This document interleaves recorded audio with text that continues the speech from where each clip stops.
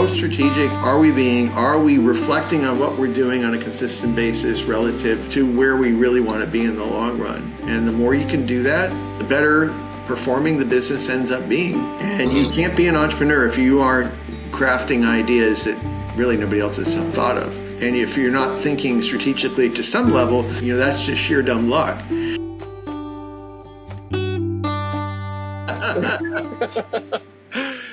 Welcome to View from Above with John Buerger of Altus Wealth Solutions in San Luis Obispo, California. I'm Garrett Lill, here on location in the foothills of North Carolina.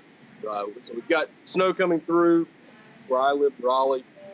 We're basically going to get a 3 days. It just stinks. It's no fun at all. So I grabbed my 5-year-old, drove a couple hours up to my parents' place, and this is a real backdrop with nice little snow background. Yeah, it's real. Now, here's what is. I'll see if you can pick up on this. The last show I recorded, they couldn't tell. Does this look like a big bank of snow? It looks like a hillside with a fair amount of snow on it, but I can see right down here in this bottom corner that, you only have little patches and there's grass right there. So yeah, that's a white retaining wall. The actual ground looks like this, although they are starting to pair up a little bit. When at the beginning of my last recording, that was still completely grass. So between the white wall over here and the snow falling, it looks like I'm in the middle of a nice little winter wonderland. But excited for a new year. Happy 2025 to you. I know as we were kind of chatting before, when you turn the page of a new year, I know for me personally, I didn't really intend to do this, but my computer, I guess, crashed, for lack of a better word. I got locked out of my computer on December 23rd. So I had to wipe it completely clean, reset everything. I lost all my files except for what I could re-download from the cloud.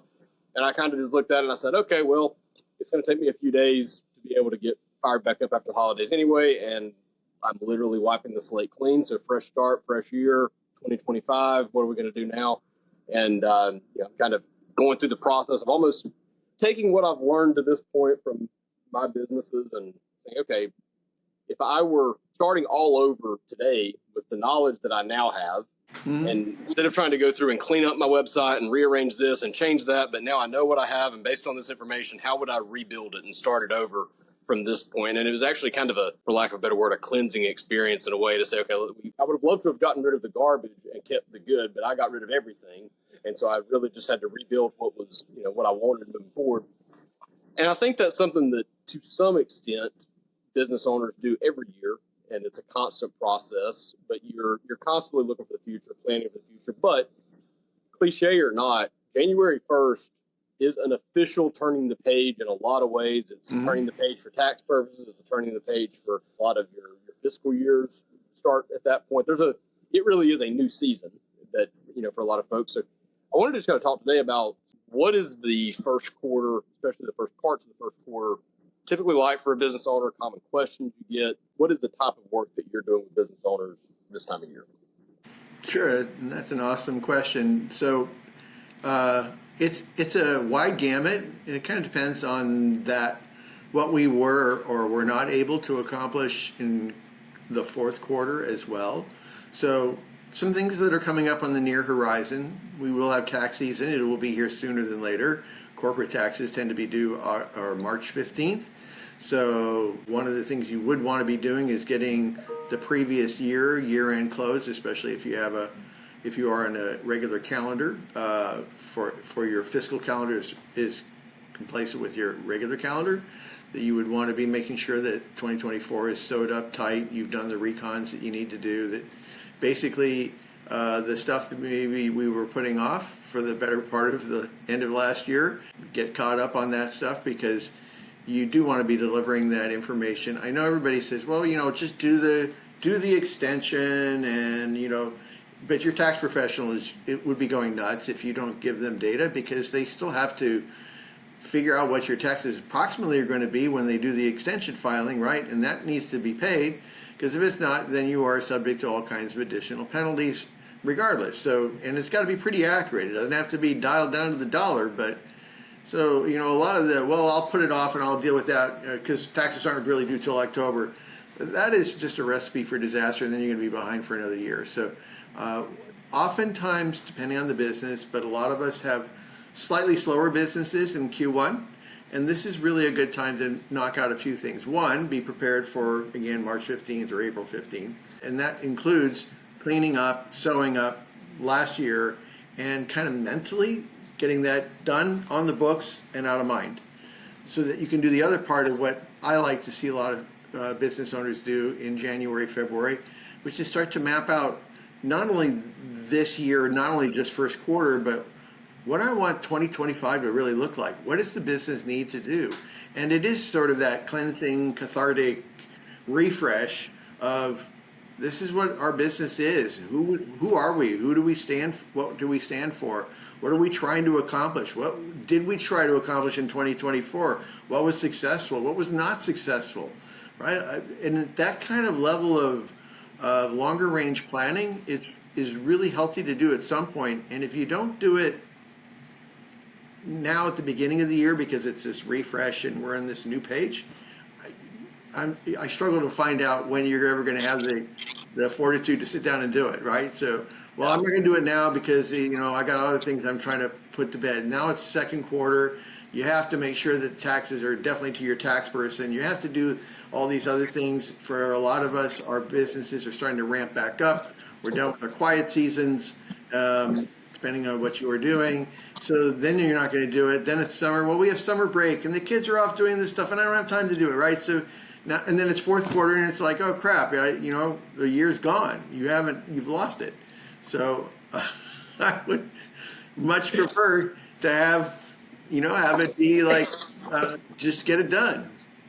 Carve out My that 5-year-old just walked in here and hit me in the face with a snowball. So, is that what that was? I was wondering what that projectile that flew across the screen was. Oh man, that's one of those outtakes I'll probably end up having to stay in the show because it's too funny to leave out. Yeah, it's funny because that is a healthy part of the process of running a business, and it should be something that you're constantly doing. So it's not something that we're saying you just do it at the first of the year because it's cliche or whatever. But when you think about it, you're right. I mean, second quarter, you've got taxes. That's going to be a major dominator. When you get to the summer months, that can be it depends on the industry probably and the exact nature of your business. But for a lot of folks, business slows down a little bit in the summertime, or they slow down to go on vacations, or they're traveling. And then the next thing you know, you're getting into the fall of the year. And if you didn't do your taxes, you got to get those ready. And now you're starting to ramp things up for employee benefits and open enrollment and things like that. And then next thing you know, it's December and the holidays are back around. You don't have time and you're saying, okay, we'll just do it for next year. So it ends up landing that first couple of weeks of January, maybe for a reason. But it is something that, my mantra has been, I think we talked about it maybe on the last show, that I'm so bad at overcomplicating things that every once in a while I've got to go through and declutter my business, metaphorically, whatever, and say, okay, if I'm trying to run this, if I'm trying to keep this simple, why do I have 78 different pages on my website and 42 different, combinations of things? So sometimes it is good to kind of hit the reset button and really condense it down and refocus and reflect back on last year, but also think about what went right last year, what went wrong, what can we do better, and what are we going to do about it, rather than just sitting around saying, what can we do better? There's a lot of things we can do better, but what are we going to do about it? Right. Sometimes becomes a more important question to ask. Right. So, I'm a planner. I'm an analyst by nature and a planner by training, but a lot of that planner training, which I've been doing for 30 years, is just, it's now part of my MO as well. And I think deep down, I've always wanted to think a little bit longer term, a little bit more strategically, and I'm very comfortable doing that.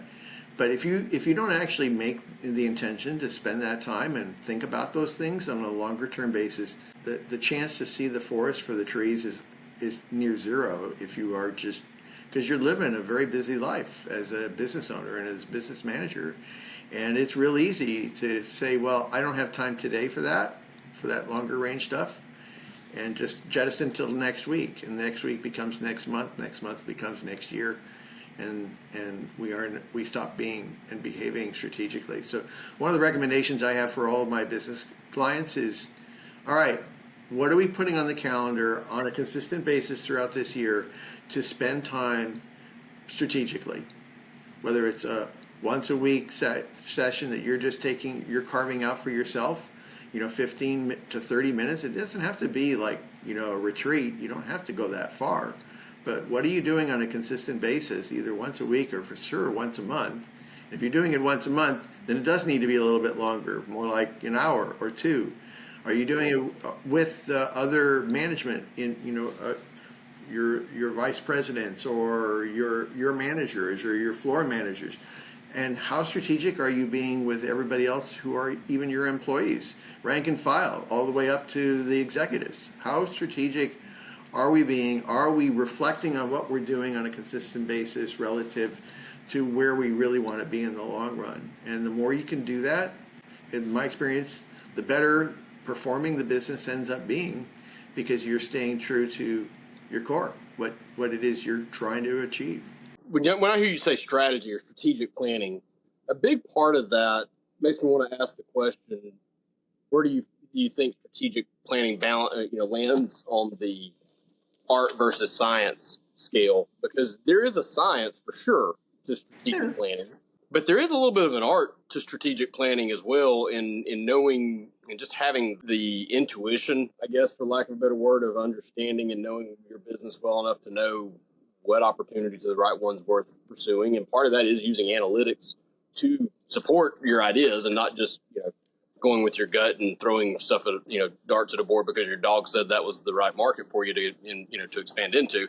But where do you think that balance is there? Because I think you and I both probably tend to maybe fall more on the analytic science side of things, but there is still a little bit of that artsy side when I'm thinking strategy. What do you think?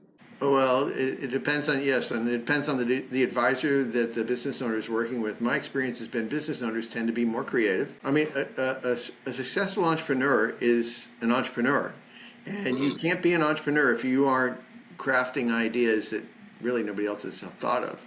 Right.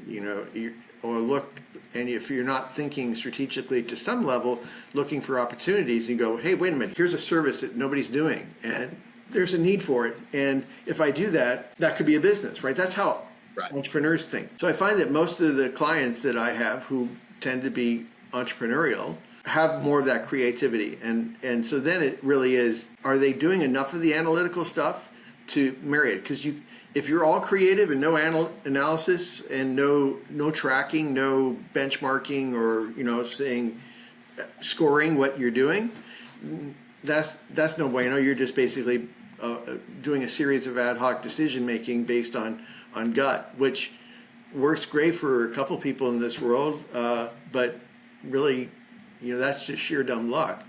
And then on the other side, the people who are purely analytical about it, they say, well, we're going to do this every month and we're going to sit down and we're going to talk about it, but they haven't got a creative bone in their body and they don't really have somebody else to help them with that or encourage them to think a little bit outside their current box. That's not going to go anywhere either. You can track all you want, but if you're not tracking something that's tractable from an emotional standpoint, it's just data, and it really isn't meaningful. Well, you make a good point there too, because you're right. Entrepreneurs, by definition, have to be visionaries to some extent to be able to execute that. From your experience, left brain, right brain, creative thinking, analytic thinking, have your entrepreneurs been split pretty close 50-50 down the middle versus being more on the creative side versus the analytic side? Or do entrepreneurs tend to be a little bit more focused on the visionary side and maybe they do neglect to do some of the objective analysis that they need to do from time to time? Some do, some don't. I think what separates entrepreneurs is from the vast majority, and so truly people who are entrepreneurial, I don't think it's a huge portion of the population, because entrepreneurs are willing to risk a lot more. They're also willing to live in a life that has a little bit more ambiguity and a little more of potential. This has potential. So, and the entrepreneur in me says, hey, potential is like 9/10 of the game. And I'm always looking for where that potential might be. And I look at that, and that's even how I treat employees and people who are working with me or for me. Either way, it's like, well, you've got great potential, so you score major points in my book. So entrepreneurs tend to already have a different mindset than the vast majority of people. So whether it's 10%, 15%, maybe 20, I think that's going to be the upper end of the population that truly have the entrepreneurial thing going on in them. Those entrepreneurs tend to have far more creative capacity. Some have very little analytical, and those are the more dangerous entrepreneurs. And it's really just understanding what, if you really lack the analytical side, if you really lack the more disciplined side, find an advisor that can amplify that, can fill in that gap, because that's a deficiency that will get in your way in the long run. However, I would say the vast majority of entrepreneurs, and the ones who have had even modest success, have this wonderful balance of 50-50. And it almost feels like a doppelganger, or a double character person. And that's what makes us entrepreneurs unique that in the world, is we have both the ability to be creative, and we have the ability to be analytical, and we kind of like being in both spaces from time to time.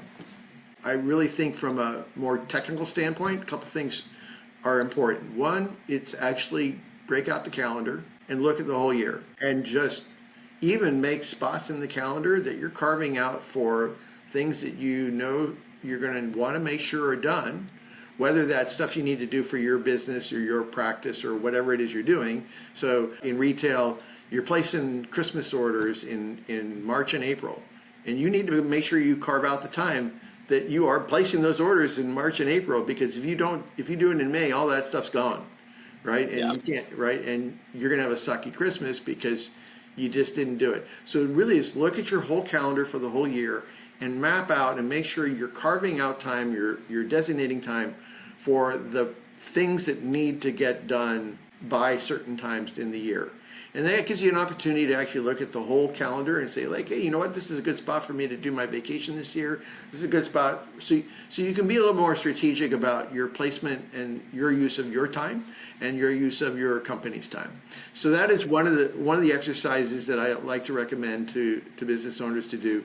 Either do that at the last 2 weeks of the year, or do that the first 2 weeks in January. And that's a really good over the year. Yes, benefits tend to be done October, November, December, right, for the next year. Qualified retirement plans need to be reviewed some point in the year. And that can happen at any time, because you can change a qualified retirement plan at any time. In fact, if you decide you're going to change your plan and it's after around the middle of October, that plan is not going to change before year end. So you're going to be in a mid-year change no matter what. So at some point, and I think first quarter tends to be a really good time to, because you got to be preparing somebody's got to prepare the 9900 and all this, right? So all this stuff has to happen anyway. It's a good chance to, it's like, hey, let's look at the plan. Let's do a full review. Let's make sure that fees we're paying are adequate, that we have the right type of advice or advisors to make sure that we are compliant with ERISA. Talk to your qualified plan advisor. And if you haven't talked to them for over a year, you might want to think about whether or not that's a relationship worth paying for, because you are paying for it in some way, shape, or form. So that is a really good first quarter one to do as well, that often slips through the cracks because people just don't think about it. But you're doing that information along with everything else that you're doing for taxes. So make sure that gets done as well. How much do you subscribe, I guess, to when I'm not a huge fan of the cliche acronyms and all this kind of stuff that gets thrown around, but I do remember from early in my career setting SMART goals. And I'll be honest with you, I don't even remember exactly what every letter stands for. I know specific, measurable, attainable, and time sensitive, and I think realistic maybe is the R. Yeah. Time bound, not time bound, right. Yeah. So how much do you systematize the goal setting specifically to say this is how all of my goals have to check all these criteria, versus just being realistic and commonsensical about how you go about planning it? I love, for example, what you said of planning out your calendar in advance and having all these things so that you're not caught off guard by looking up on March 1st and realizing you've not even thought about preparing for your taxes because you didn't put the reminder on your calendar until March 15th, the day they were due, right? So you need that prep time, but at the same time, there's surprises are going to happen. You're going to need flexibility. Things are going to have to be rearranged as well. So there's always a tug of war that goes on there, I guess. So what are your thoughts? Plans of mice and men, right? There you go. Exactly. Yeah. So I don't have a rigid system. Every person that I have that's a client has a different makeup. Some are more creative, some are less creative. Some are more, shall we use the word disciplined, although I don't really like that word, but are they more disciplined about making sure that they are doing the things that they need to do? Or do they need a little more hand-holding and a little more coaching, right? So everybody is different, and I'd like to try to make sure that when somebody's doing strategic planning and strategic thinking, that they are checking some boxes. And the smart boxes are some of the ones we want to make sure we're checking. Is like, does this make sense? You've done this, you've kind of created this idea. Do you really believe it is simple? Do you really believe it is? Can it be simpler? Can we look at this?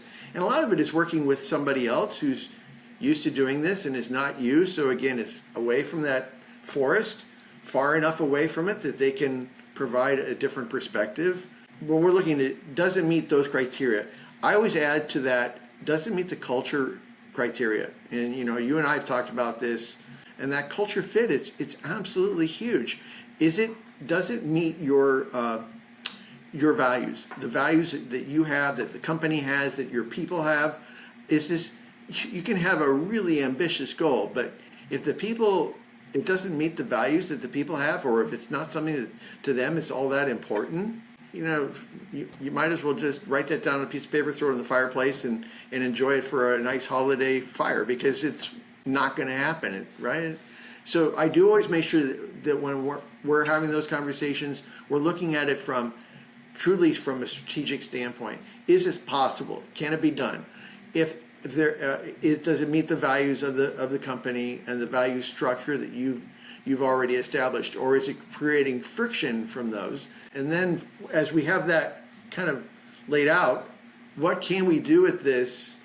Maybe it's a great idea, but we need some tweaking. What can we do with this so that it fits more in greater alignment with everything that this company is, what it stands for, and the resources that it has? Because the other thing is, people do strategic planning for their company, and that they may be a brilliant idea, but maybe it requires capital that they don't have. And they haven't even thought about, well, how do I raise that capital? Or maybe it just requires skill set personnel that they don't have. And do they want to hire a person with that skill set? Or maybe that's just not something that's really, who's going to champion this? Who's going to keep it going? Is that going to be you, Mr. Owner or Mrs. Owner? Or is that going to be, is there somebody you're delegating that to, right? So you got to figure out who's going to take care of all these things and make sure that somebody's championing them to the end finish line. Well, and I want to kind of close up here by just kind of, in full disclosure here, John does not pay me to say this, okay? So like I don't ever want to make it sound like I'm just having John on here so I can fluff him up and plug him at the end, all that kind of stuff, kind of thing. But the fact of the matter is, John, you perform an amazing service for a very specific type of person, and there are a lot of those specific types of people out there who run their own businesses. They're running around with their hair on fire 100 different ways from Tuesday all the time, trying to keep up with all the things that you have to do running a business. I mean, it's my to-do list right now. I mean, I've got to update the business name in one of the bank accounts, and I've got to update the business registered address on another account. I've got all these just like little stupid things that don't take 5 minutes, but they're really important and really easy to put off until a later time. You know what I mean? And that's why I have 87 of them left to do from 2024 I never got around to, right? You kind of step into that role, or step into that strategic consultant role to help execute the strategies of your business owner, help your business owners execute their visions, and help them plan and do the things that come naturally and intuitively to you, right? A business owner is going to take 20 hours just figuring out how to strategic plan. You can just pull that out of your back pocket. You know how to do that. You know what that process looks like, and it's intuitive and natural. Yeah. I know we've talked about this on other shows, but for entrepreneurs watching this who may not have heard in the past or may not have gone back to check out the other shows that you've said this on, talk just briefly about your typical business profile that you work with and the type of work that you do for that, in your words and not mine. You'll do it better than I could. But sure. Specifically, what are you doing when you're rolling up your sleeves and helping? Right. And so my role tends to be either a fractional chief financial officer, more on the strategic planning, the financial planning and analysis side of the chief financial officer thing than the CPA or tax stuff. I mean, I know my way. I can help your controller make sure that you have all the proper capital controls and and your books are feeding information that is useful, tractable, and meet generally accepted accounting principles. But that's not my focus. Is truly on helping the business owner from a financial standpoint understand what their dashboard is telling them, what those finances are saying, and saying, well, it's like, this is great, but you're bleeding X number of dollars, you have Y number of dollars in the account, you're going to run out of money and whatever. And strategically then say, all right, well, what are you going to do to change that? And helping to guide them with I know the questions to ask that help you really focus on stuff, rather than you as a business owner going, well, I need to know how to do strategic planning, so now I'm going to read a book about how that's done, right? You do a SWOT analysis, and then you do this, and then you fall into all the acronyms and all the catchphrases and everything else that students alphabet soup of how to run a business. Yeah. And you know what? You get to the end of it, and I don't think you know any better, really how to run the business or even how to approach strategic planning. So it really helps somebody who's done this hundreds of times now, over decades of working with business owners, and just saying, you have a problem, you don't know where you're going as well as you want to go. That's one of the major ones I hear all the time. It's like, I thought I knew what I was doing. I've been in this business for 4 or 5 years. It seems to be successful, but I don't really know. I don't even know where I am. It's like, all right, let's help you get grounded and get focused and just be more intentional with every minute of your day as much as possible. So that's a lot of what I do, and I do that both on the fractional finance side of things, and as a longtime business operator, I can also help on let's look at your operation and see if there's something that your managers can do, or your floor managers, or whatever, how big or small the company is, from an operational standpoint, to be more efficient, more effective. What systems and processes do you have in place? What systems and processes are, in my mind, gaping missing and need to get filled, right? And it's just tapping somebody who's been around the block several times, and most importantly, not just with that experience, but is not you buried in your business, and not you sitting in the middle of the forest trying to figure it all out. Yeah. Well, and wherever you are consuming this podcast, whether you're watching it on YouTube, seeing it on Facebook, listening to it on one of the podcast providers, there will be a link very near to wherever you are right now that you can get in touch with John at altuswealth.com. You can also visit wealthpartners.io at John's page and submit a contact form that I can pass along to John if you would like, if you have questions or would like to be introduced. If you're still listening to the show, hey, subscribe to the podcast so that you can come back. We're here every couple of weeks, so keep on stay in touch and follow along with us. Subscribe to the YouTube channel, whatever the case may be. But really do value and appreciate your time, John, to do this with me and to help answer these questions for business owners out there, and want to make sure they know how to get in touch with you and how much you can simplify their lives. I think it's all the strategic planning stuff can be a 40-hour-a-week job for some business owners. So just being able to step back from that so they can do what they do well is a key. So really appreciate it, and appreciate your time as always. See you in a couple of weeks. Enjoy the snow. I'm looking forward to it. Thanks, John.